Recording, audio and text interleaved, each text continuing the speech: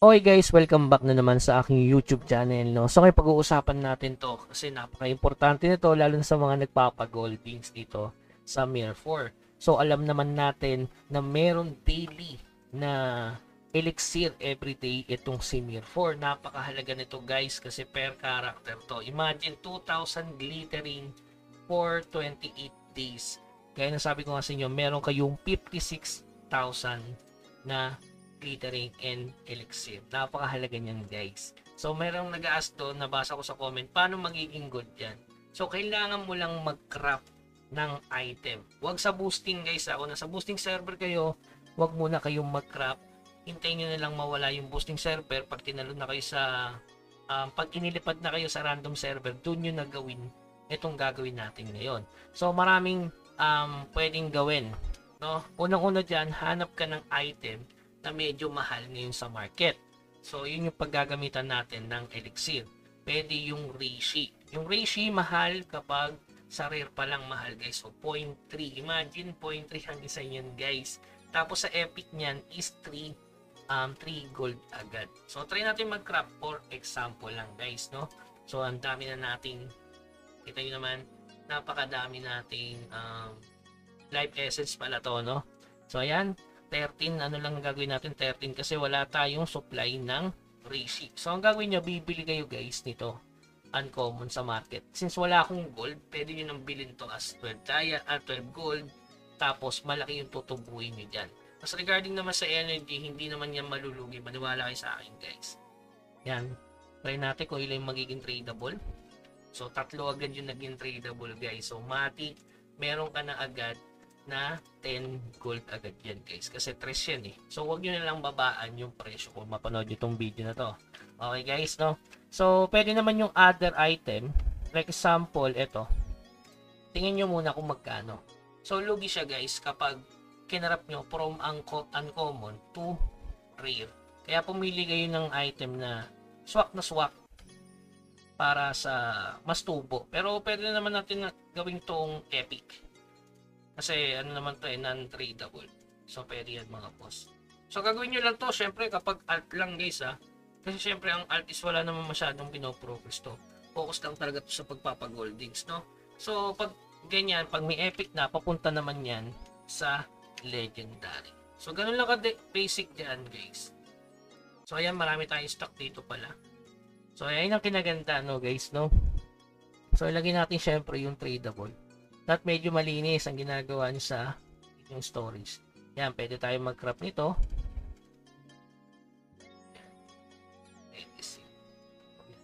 Ganyan lang simple guys. Kung wala maging tradable, okay lang. Gagawin naman natin yan pang progress. Yan, 26. Oh, imagine, meron na agad akong 26 gold, which papalo na agad ng 8 pesos yan mga bossing. Pag ibebenta nyo, alam nyo naman, 3:1 yung gold dito. So, maraming buyer tayo ng goldings, guys. So, yun. Okay na tayo sa life essence. So, pwede naman yung ganon. Tapos, dako tayo sa glittering. So, sa glittering, ganon din. Tingnan nyo kung ano yung mahal na item. Pagdating sa rare, sa tingin ko, ang pinakamahal sa rare, ito. So, ay mura. 0.9. Walang kwenta. 0.9. 0.09 din, no? Mas mahal pa ata yung mas mahal pa to guys, 0.11. Pero gagawin na lang natin to from epic. Okay?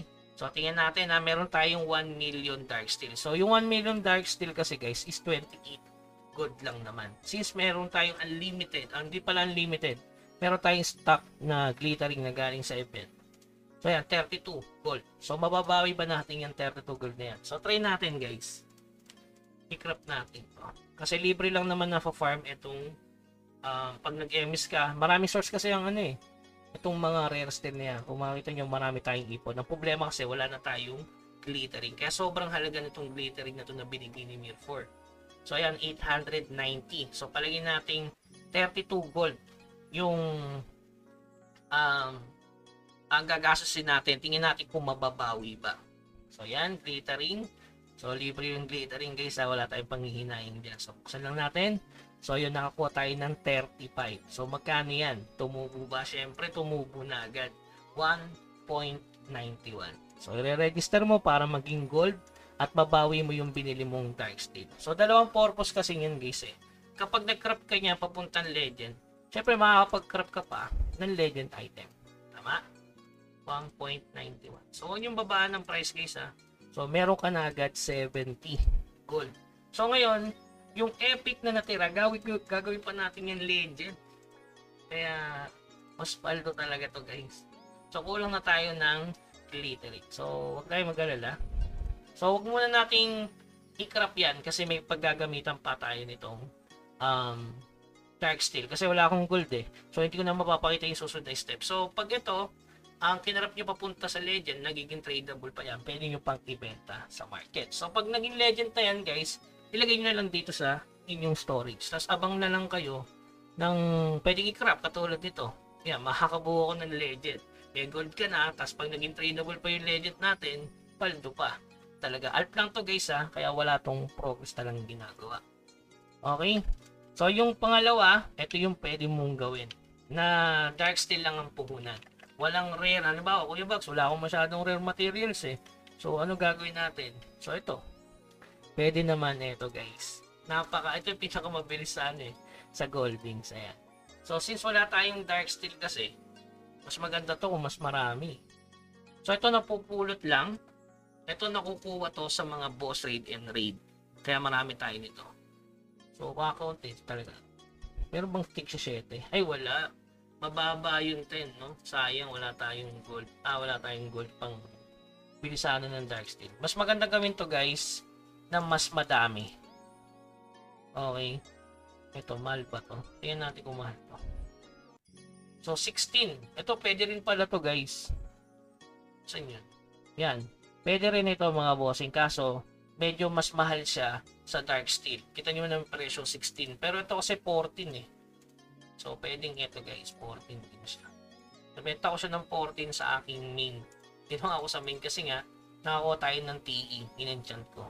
So, yun. Pwede to guys. Ayan. Ang problema, mababa chance nito kapag kaunti lang yung kinarap. So, try natin guys. Sige, for example, kung wala maging tradable, okay lang naman, no? Iyon, tatlo yung naging tradable, pwede na para sa 180 Darksteel. So, pwede mo ibenta to ng 14 gold. So, ayan, paldo na naman guys, ha. So, gawin nyo yan. Napaka-solid yan per character, guys, ha. Inulit ko, guys, per character. Imagine nyo, 180. So, malaki yung tutubuin mo pagdating sa Goldings. Kapag nakuha ko to ganun ulit, syempre meron tayong elixir. Ang gagawin ko ay yung sa mga halaman kasi napakamahal ngayon ng epic na ratio, tatlong gold, no? So yun lang naman guys. Mag-daily login kayo. Papakita ko sa inyo na bawat alt is pwedeng bumili nito, no? Bawat character, napaka-solid yan guys. Yun yung pinaka the best na ginawa ni Mir 4 para sa mga alt natin. So, ibig sabihin, kung 50 yung character mo times 56,000, imagine kung ilan yung aking elixir. Hindi ko ma-imagine kung ilan guys eh. Sobrang dami. So, pwede tayong makakubra dyan na mahigit 100,000 of gold. 2.8 million yung pwede mo makuhang glittering. So, ayan. Kung makita nyo, bawat character ko, dinailing login ko na kaya medyo busy tayo today. Kasi napaka-importanting i-claim yan. So, kailangan natin i-buy, kailangan i-check kung nabili ba ng bawat alt yung glittering na yan. So, yun. Share lang tayo ng mga ganyang bagay kasi grab nyo yung opportunity na yan, guys. Huwag yung ininis. Yan. Ito, katulad nito, kino-conquestan ko na siya, guys.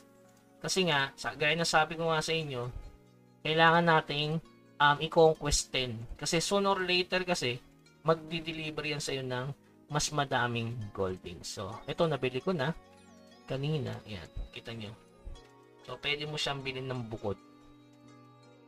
Ayan, tingnan natin yung glittering ito. Sobrang dami na rin siguro. Ayan, kita nyo, 26,000 na yung glittering na iipon. So, ang plano dyan, ganun din. Okay? So, pag mas marami kang alt, alam nyo na. Diba? Hindi na kailangan i-memorize yan. So, kahit 10 account ka lang mga boss, 10 character, meron kang matik na kalahating milyon na glittering. Okay, so yun lamang guys. Keep grinding. Huwag kalimutan mag-subscribe sa ating channel para sa iba kong tips. Hanggang sa muli. Paalam.